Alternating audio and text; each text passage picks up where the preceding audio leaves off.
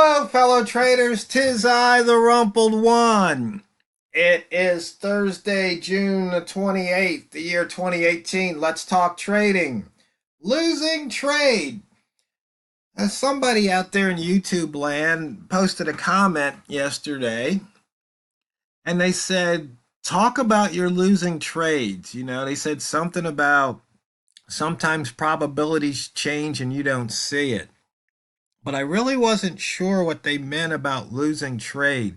But it's something that we should really, really think about it, because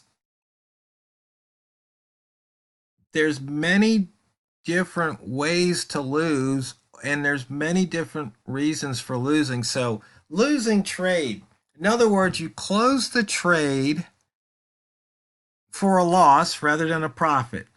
I really think that's what we're saying. That's a losing trade. Now, that's not necessarily a bad thing. There's nothing wrong with that. It doesn't mean you have to change anything. You have to realize that any particular trade, just one isolated trade, really doesn't mean a thing. It doesn't prove anything. It doesn't show anything. It's just one trade. But over the course of a trading session or trading sessions, a week, a month of trading, that's when you can take a look and say, you know what, I've done 100 trades this month. And out of those trades, I either have more money or less money in my portfolio. Now, if you have more money, you need to analyze it. If you have less money, you need to analyze it. So, because remember yesterday, I introduced you to, or at least I brought up the topic, you may have already heard of it, the plan, do, checked, act cycle. And so you look at the trade. Did you plan it? Number one. Did you actually execute it? Because there may be a couple of trades that, you didn't take. Well, you have to factor those in too, because you didn't follow your plan. Would they have been winners or losers? Then, you have to check. During the trade, did you check everything you were supposed to? And then did you act? Did you exit when you were supposed to? So, losing trade, I mean, it's okay, because if it was a trade that went according to plan, you entered it according to your plan, and then you did what you had to do during the trade, and you were checking the whole time, and then you acted when it was time to exit. If you exited for a loss on that one particular trade, that's okay. You followed your plan. There's nothing wrong. There's nothing to be upset about. And on the other hand, when you have a winning trade, there's nothing to be happy about. It's like you don't really focus on the outcome, the result of that trade. You focus on the process and whether or not you followed your process. Because I was listening to a video by that lady, Annie. I can never remember her last name, but she was like the only woman that won the World Series of Poker bracelet. She's made like $4 million in poker. Her book, what's it, Winning Bets or something. I can't remember the name of the book right now. But anyways, listening to her video, and she's talking about, type 1, type 2. And basically, you can have false negatives and false positives. So, you can do everything according to your plan and it be, you exit with a loss. You can completely blow your plan. You can just put on a random trade, an airball trade, and you could win, but that's a false positive, you see? So you have to be able to distinguish those things. And so let's just take a look here. Last night, I did something totally not according to plan. Let me see if I can pull it up here. There's the risk management chart. I'm using my backup here. Yeah, we have to have money in risk management. I didn't employ that. I put a trade on, no stop loss. A friend of mine told me that he had figured out something, and so he said, "Hey, you know what? The AUDJPY is a buy." And so I just said, "You know what? Rather than analyze it, I'm just going to do it," which is totally wrong. Because see, one of my rules is don't follow other people's trades. I've got my methods, my plans, but don't follow other people. So I thought I'm going to do something just totally because of the person who asked me about the losing trade. I'm going to say I'm going to do something totally. I'm going to break all my rules. I'm going to put it on. We'll see if it wins or loses because it'll emphasize the thing about losing trades. So let me see. Go back here. Okay, that's that. Got it. Usually I have that on a monthly time frame, so I know what to look for here. Um, Okay, so you can see here, this is a daily chart, and that's where I entered the trade. Okay, I just, I'm playing for a dime a pip, so it's not going to break the bank. But anyway, so this is on the daily chart, 81.16.8. And you see what the high is? 81.16.9. I gotta laugh. I mean, really. This is how bad this is. So right now you can see I'm down. I'm down a bit, but so let's drop it down to the H1 time frame. Okay. And oh, I know what part of the problem is we've got the sweet spots gold indicator set for 2 pips. Let's just make that 10 and let's make that 100 to stretch that. And there we go. So you can see here, this is when the day started, and that's when I entered 1 point below the high. Because I got his email. He told me it was a buy. Um, Maybe if I'd gotten the email back there, I'd be up a little bit more. But as you can see, this is right now, it's a losing trade. If I close for a loss. Like I said, it's not going to break the bank or anything. But so this is a losing trade in terms of money, but it's a losing trade in terms I didn't follow my plan. I broke I don't know how many of my rules when I put this trade on.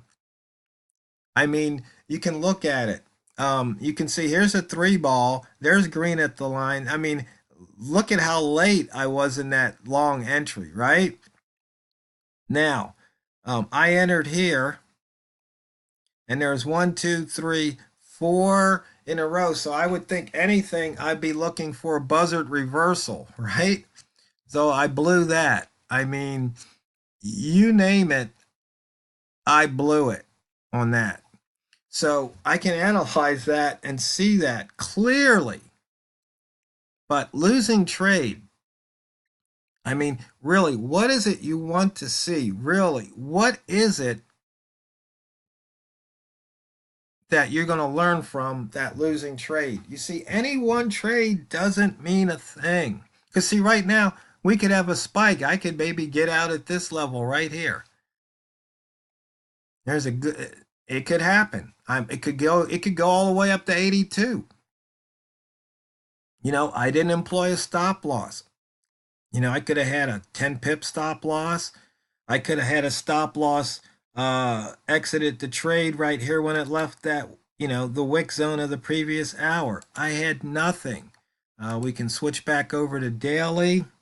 You can see here on the daily, it's coming off a bottom here. So there's a good chance if the day closes green, we might get a continuation trade. It'll be a turn trade setup, and it could go higher. I think that's what he was banking on.